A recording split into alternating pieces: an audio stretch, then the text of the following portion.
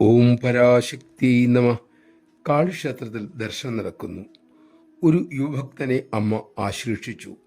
പൊടുന്നനെ അയാൾ ചോദിച്ചുപോയി, അമ്മേ, അമ്മ ആരാ? ഉടനടി അമ്മ പ്രതികരിച്ചു, ആരാ നിന്റെ ഉള്ളിലിരുന്ന് ശ്വസിക്കുന്നത്? ഭക്തൻ ദീർഘശ്വാസം എടുത്തുപോയി.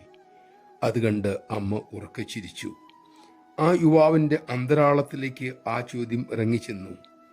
ഇപ്പോഴും പ്രതിസന്ധികളിൽ, നിർണായക ഘട്ടങ്ങളിൽ അമ്മയുടെ ചോദ്യം ഉള്ളിൽ ഉയർന്നു വരും. നിന്നുള്ളിൽ ശ്വസിക്കുന്നത് ആരാണ്? അതിന് ഉത്തരം ഒന്നേയുള്ളൂ, അമ്മ. നമഃശിവായ. അകത്തുള്ള അമ്മയെ പുറത്തുള്ള അമ്മ നമുക്ക് കാണിച്ചു തരട്ടെ. അതിനുള്ള യോഗ്യതയും കരുണാമയി നമുക്കേകട്ടെ.